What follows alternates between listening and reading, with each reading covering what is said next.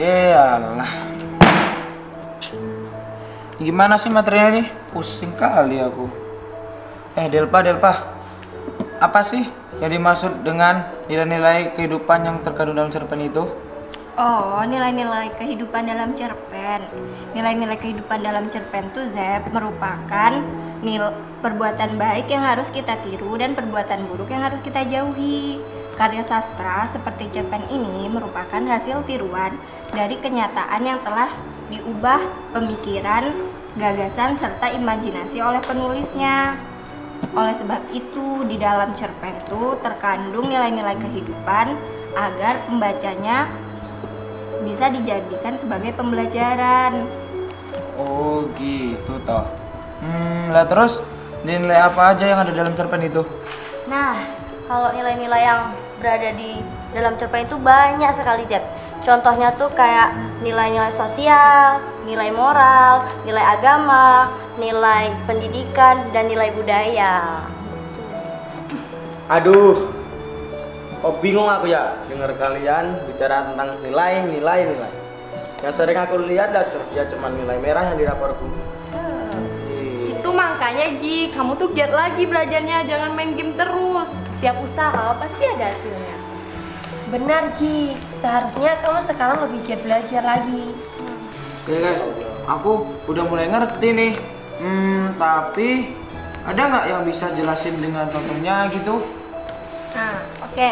Kita ambil contohnya cerpen Robohnya Surau Kami aja nih ya. Ya. Nah, di dalam cerpen ini tuh banyak sekali terkandung nilai-nilai kehidupan. Memang sih cerpen ini tuh udah lama, tapi nilai-nilai yang terkandung dalam cerpen ini tuh masih relevan dengan kehidupan masa kini. Saya setuju banget loh sama kamu Del. Di dalam cerpen Robohnya Surau Kami terdapat nilai sosial loh teman-teman. Nah, nilai sosial itu adalah nilai yang berhubungan dengan masyarakat sosial, seperti hubungan antara manusia dengan masyarakat. Jadi, bisa aja kita gambarkan dari cerpen Robohnya Surau Kami tadi, yaitu suka menolong sesama. Dalam cerpen Robohnya Surau Kami juga terdapat nilai religius loh. Nilai religius itu yaitu nilai yang berhubungan dengan kepercayaan atau ajaran suatu agama tertentu. Misalnya di dalam cerpen Robohnya Surau Kami terdapat nilai religius seperti kutipan ini. Aku bangun pagi-pagi, aku bersuci, aku pukul beduk membangunkan manusia dari tidurnya supaya bersujud kepadanya. Aku sembahyang setiap waktu, aku puji-puji dia, aku baca kitabnya. Alhamdulillah kataku bila mendapat karunia-Nya. Astagfirullah kataku bila aku terkejut. Masya Allah kataku bila aku kagum. Apa salahnya pekerjaanku itu? Tapi kini aku dipanggil manusia terkutuk. Nah kalau itu aku setuju dengan Mumi bahwa kita itu harus melakukan perintah Allah Subhanahu wa Ta'ala dan juga harus menjauhi segala larangannya. Tapi kalau kita lihat yang sesuai dengan realitas saat sekarang ini loh, banyak manusia yang mengaku beragama tapi tak menghiraukan larangan Allah Subhanahu wa Ta'ala.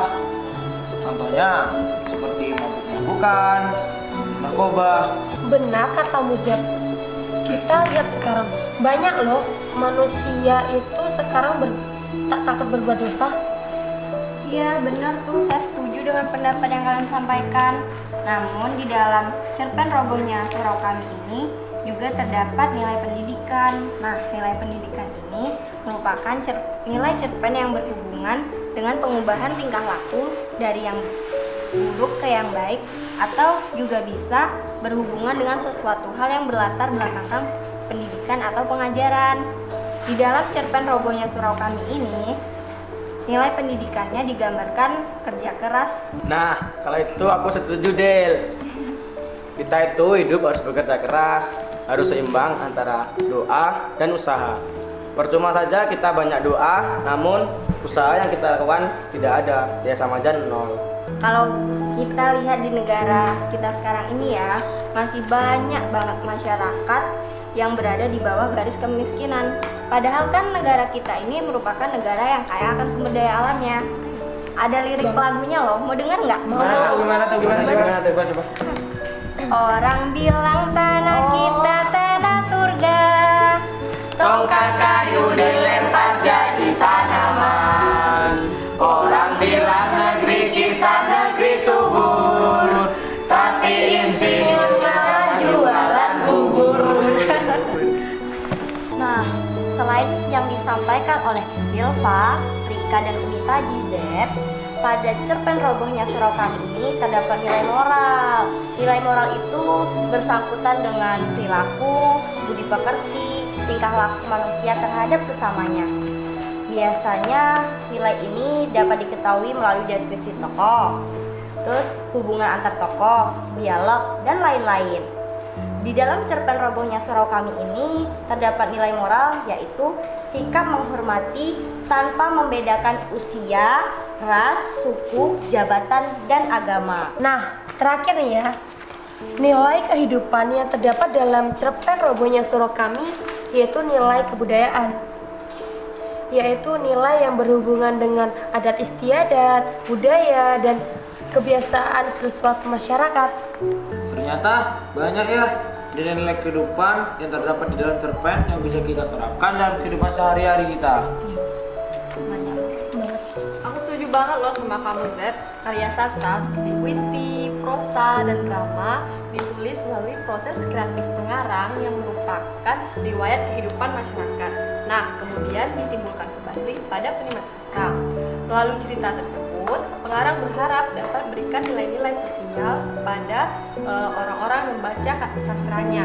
Jadi ya teman-teman, karya sastra atau cerpen itu tidak hanya sebagai media hiburan loh, tapi juga sebagai media penyampaian pesan kepada orang-orang yang membaca cerpen tersebut. Gitu. Wah, kalau kayak gitu kita harus sering-sering nih baca karya sastra biar bisa dapat banyak ilmu. Benar banget. Benar, Umar bin Khattab aja pernah berkata loh teman-teman, ajarkanlah sastra kepada anak-anakmu agar mereka berani melawan ketidakadilan.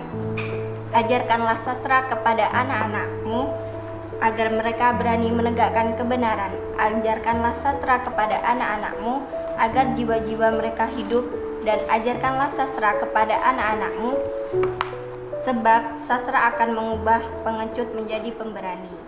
Kayak